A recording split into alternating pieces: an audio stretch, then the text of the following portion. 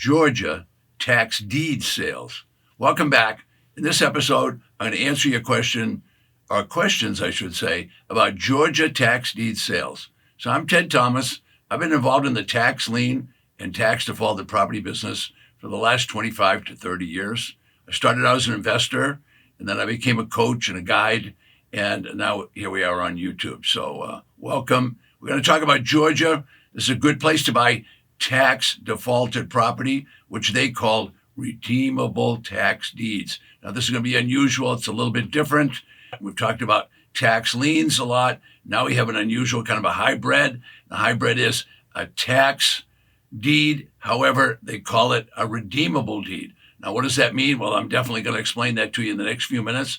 I want you to stay with me because in the next few minutes, I'll talk about redeemable tax deeds, and I'll also give you some hints at the end how to avoid the major mistakes at auctions. So there's two major mistakes that investors make, and I'll show you how to avoid those. So stay with me.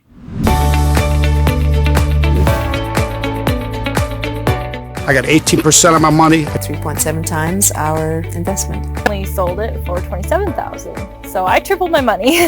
We're expecting to make $83,000 on those 4. We still have 3 left with an extra 25. So in total, it will bring us $108,000. It's this house. We bought 20 cents on the dollar, and we're going to profit over $39,000 when we sell this one. But what's most important is to follow the TED system, step by step. His system, fantastic. That's why I master it.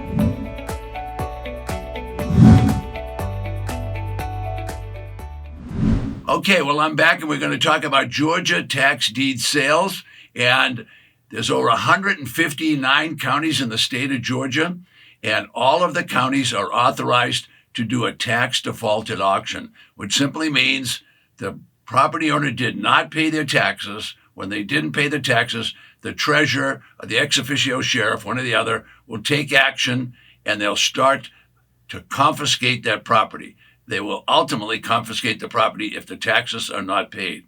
So what they do at auction is they sell a deed to the property. So a deed is a transfer of property from the owner to owner. In this case, they're selling the deed to that property. The deed is redeemable. The Georgia rules and 4 other states have a rule that requires that they sell a redeemable deed, and that means the property owner can come back. So let me explain that. So you go to auction, you bid, highest bidder gets it. All right, what do they get? They get a redeemable deed. They do not get possession of the property. You do not get possession. You get a redeemable deed.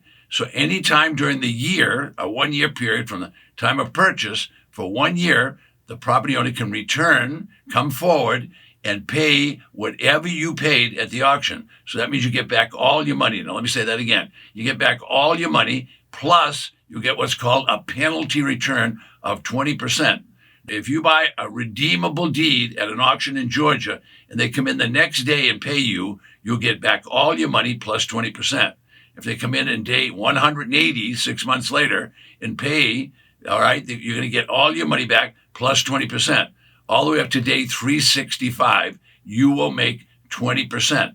After day 65, well, you can do a lot of things. You could actually take over the property. So let me repeat a little bit because this is unusual. Georgia has redeemable tax deeds. Now, this is an interesting concept, takes place in about 5 states, okay? Now, this redeemable deed simply means you don't get possession. The property owner stays in the property. However, anytime during the 365 days, the property owner can step forward and pay you whatever you paid, because it was a bid at an auction. Whatever you paid, get back 100% of your money plus a 20% return. All right, so this has been in place for over 200 years. So if you don't understand the rule, well, be patient. There's plenty of videos in this channel that'll talk about tax deeds, tax liens, and redeemable deeds. Don't jump the gun. Learn what this is. Get the auction rules. Or watch more videos that you'll see on this channel, and you'll learn a lot about it. The deed is redeemable at any time, so the property owner can come forward and redeem the deed. Now, you can actually take the property from the owner after the first year. I tell my clients, do not try to take the property. Let it roll into the second year, because on day 366, the property owner no longer owes you all your money back and 20%. They now owe you all your money back and 30%. If it goes one more year, it's all your money back plus 40%. One more year after that, it's all your money back and 40%. So it goes from 20 to 30 to 40 to 50%. So just think about what I said. Powerful way to make money, okay? Now, these are outrageous returns. Some people don't want to get these returns. They want to get the property. So we can teach you in a classroom environment. Certain properties always seem to go to auction. We can't guarantee it, but they always seem to go to auction, and the property owners don't redeem. Other properties, they're going to redeem. So if it's a nice property in a country club, you can be assured those people are going to redeem. So if you bid and you purchase that redeemable deed, you just be very patient and you're going to make at least 20% on your money. All right. I don't make these rules, but I can tell you Georgia's a great place to place.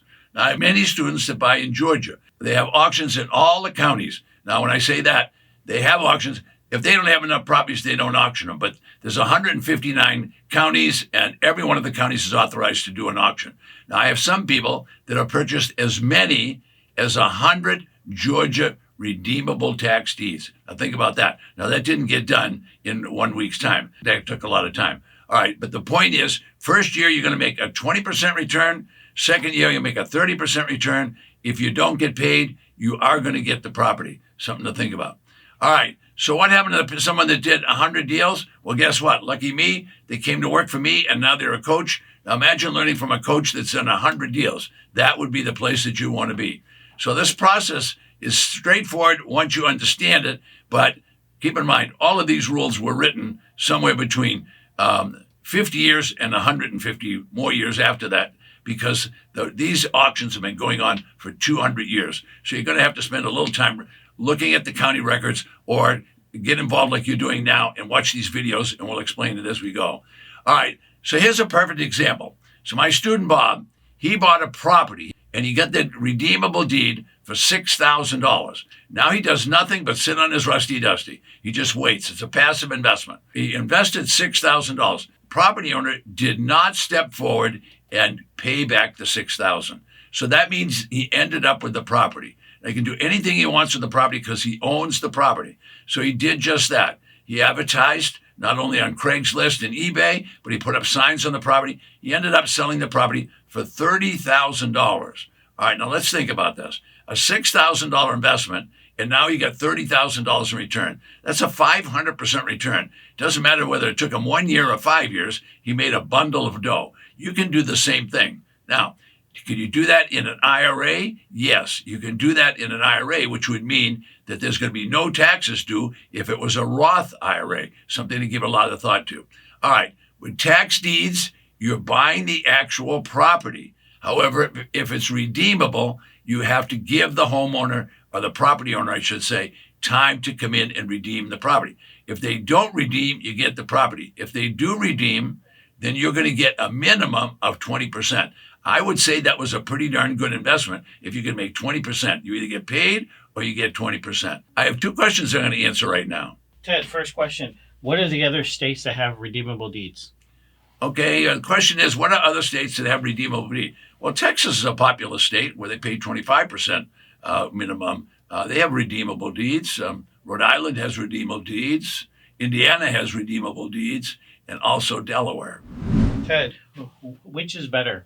To go to Miami, which is a big city, to get started, or to go to a place like Arizona, a small city? Okay, the question is, should it go to a big city or go to a small city? What really makes a difference is the county population. So if the county population is large, that means there's either going to be a lot of tax liens or a lot of tax defaulted property.